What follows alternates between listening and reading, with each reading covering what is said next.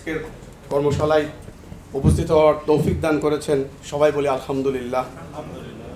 আমরা সবাই ইনশাল্লাহ নিয়ত করেছি হজে যাব।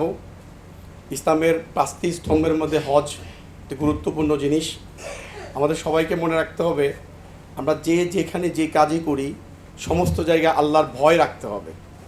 আমি আপনাদেরকে এখানে আপনাদের মাঝে উপস্থিত হতে পারে নিজেকে খুব আনন্দিত এবং গর্ববোধ করছি, কারণ আপনারা আল্লাহর ঘরের মেহমান হিসেবে যাচ্ছেন। আমি 2024 সালে আমি আমার মা, আমার বড় ভাই এবং ভাবি সহ আমরা হজ করতে যাই তামিদ ভাইয়ের নেতৃত্বে আর কি। তো আসলে ওনার প্রশংসা নাই করলাম, আমি একটা কথাই বলবো আপনাদেরকে, আল্লাহর ভয় আপনাদের ভিতরে সবাইকে রাখতে হবে। যেমন আমি সবসময় একটা কথা বলে থাকি যে আমি রোজা রেখেছি, রোজা পালন করতেছি, আমার এই ঘর খালি ঘর, কেউ নাই। আমার সামনে শরবতের গ্লাস আছে, পানির গ্লাস আছে। আমি যদি চুপ করে পানি এবং শরবতের গ্লাস দিয়ে পানি পান করে ফেলি, পৃথিবীর কেউ দেখবে না, দেখবে কে? আমার আল্লাহ। এই ভয় আপনারা সবসময় রাখবেন। নিয়ত করেছেন আল্লাহকে রাজি এবং খুশি করার জন্য আপনারা হজে যাচ্ছেন। ইনশাল্লাহ আল্লাহ রাব্বুল আলামিন আপনাদের হজকে কবুল আর মঞ্জুর করবেন। আপনাদের আরেকটি জিনিস সবাই এখানে বলে দিবে আপনাদেরকে হজের নিয়ম কানুন। আমি যেটা মনে করি, হজের সবচেয়ে মূল শিক্ষা হলো তালবিয়া। তালবিয়াটা আপনারা সকলেই মুখস্থ করে নেবেন, সকলেই পাঠ করবেন এবং এটার অর্থসহ জানবেন। কতক্ষণ আগে হুজুর বললেন সুন্দর করে, তালবিয়া পড়লে মনে হয় যে আমি আল্লাহর ভয়ে এখনই আমি চলে যাচ্ছি মদিনা শরীফ, মক্কা শরীফ।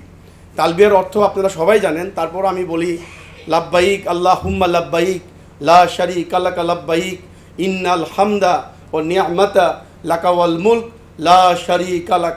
এটা আমরা সবাই জানি। বিশেষ করে আমি আমার মতো করে বুঝি যে আল্লাহ, আমরা হাজির আপনার দরবারে, আপনার মসজিদে আমরা হাজির। এই মুলক মানে কি? সাম্রাজ্য। এই আসমান এবং জমিন, এই ইহকাল এবং পরকাল, দুজক এবং বেহেশত সব আপনার সৃষ্টি। আমি সবসময় একটা কথা বলি, আমি আমার পরিবার এবং আমি নিজে যে আমলটা করি, আমরা সবাই পড়ি সূরা আল হাসরের শেষ 3 আয়াত, ওখানে আল্লাহ তাআলার বরত্বের কথা বলা হয়েছে।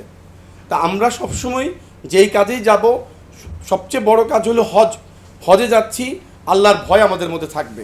আর তামিদ ভাইয়ের পরিবেশনা আপনারা যখন যাবেন তখন আপনারা বুঝতে পারবেন ওনার সবচেয়ে বড় জিনিস। অনেক মুআল্লিম পাবেন, অনেক জায়গায় যায়, উনি খুব ধৈর্যশীল, সহনশীল। হজে কিন্তু সবচেয়ে বড় জিনিস আপনারা ধৈর্য ধরবেন। আপনারা মনে করবেন যে আল্লাহর কাজে এসেছি, তামিদ ভাইয়ের কাজে না। আমি আমার নিজেকে আল্লাহর কাছে সোপর্দ করতেছি, কারণ আমাকে তো একদিন চলে যেতে হবে। আমি যতই প্রেসিডেন্ট হই, আমি যতই প্রধানমন্ত্রী হই, আমি যতই শিল্পপতি হই, আমাকে কিন্তু ওনার কাছে আবার ফিরে যেতে হবে। সুতরাং ওনাকে কিভাবে খুশি রাখা যায়, আমার আল্লাহ রাব্বুল আলামিনকে কিভাবে খুশি রাখা যায়, সেটা আমাকে মনে রাখতে হবে। সবসময় আমরা পড়ি না যে অলিল্লাহি মুলকুস সামাওয়াতি ওয়াল আরদি ওয়াল্লাহু আলা কুল্লি শাইইন কাদির তাবারাকাসমু রাব্বিকা জিল জালালি ওয়াল ইকরাম। এই কথাগুলো যখন আমরা পড়ি, আমাদের অন্তরে দাগ কেটে যায় যে আমরা কোথায় যাচ্ছি। তো পরিশেষে আপনাদের সকলের হজকে আল্লাহ তাআলা কবুল আর মঞ্জুর করুন। আপনাদের সকলকে ধন্যবাদ জানিয়ে আমি আমার বক্তব্য শেষ করছি। আর একটা জিনিস আমার মনে হলো যে এটা বলে ফেলি, হজে গিয়ে কিন্তু আপনাদের মনে হবে যে আমার খাবারটা কেন একটু দেরি হয়ে গেল, আমি কেন এটা পেলাম না, আমি পানি পেলাম না। এগুলো কিন্তু আপনাদেরকে সবুর করতে হবে, ধৈর্য ধরতে হবে। একটু মন খারাপের জন্য, অধৈর্যের জন্য হয়তোবা হজ নষ্ট হয়ে যেতে পারে। আমি বলতেছি না যে হজ হবে না, এটা না, আপনাদেরকে মনে রাখতে হবে যে আমি ধৈর্যের সাথে, আমি যত সহনশীলতার সাথে, এক ভাইকে দরকার পড়লে আমার খাবারটা একটু পরে খাবো, আমি কোনো কিচ্ছু যায় আসে না। কারণ আমি তো গেছি আল্লাহকে খুশি করার জন্য। আমি তো আল্লাহ পাক তো সব দেখেন। আমরা যে হুজুররা এখনই বলেছেন, কোরআন শরীফে সব জায়গায় বলা আছে যে আমি আল্লাহ সব দেখি, সব শুনি, তোমার অন্তরের খবর জানি। পৃথিবীর কেউ জানে না, বাট আমি জানি।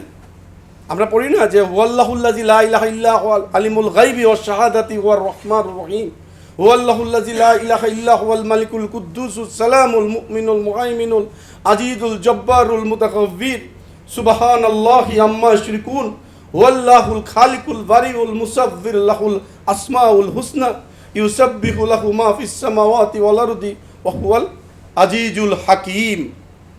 তার মানে কি? আমি আল্লাহ রূপকারক, আমি আল্লাহ সৃষ্টিকারক, আমি আল্লাহ গায়েব জানি, আমি তোমার অন্তরের খবর জানি। সুতরাং আমরা যাই করব আল্লাহকে খুশি এবং রাজি করার জন্য করব। আমরা সহনশীল হব, ধৈর্যশীল হব। আমরা সুন্দর সুষ্ঠুভাবে সবাই এই কাফেলাতে যারা আছেন সবাই সুন্দর সুষ্ঠুভাবে যাবেন। আপনাদের হজ আল্লাহ তাআলা কবুল করে নেবেন ইনশাআল্লাহ। আমি সেই দোয়াই করি। আল্লাহ হাফেজ। আসসালামু আলাইকুম ওয়া রাহমাতুল্লাহি ওয়া বারাকাতুহু। অনেক অনেক ধন্যবাদ।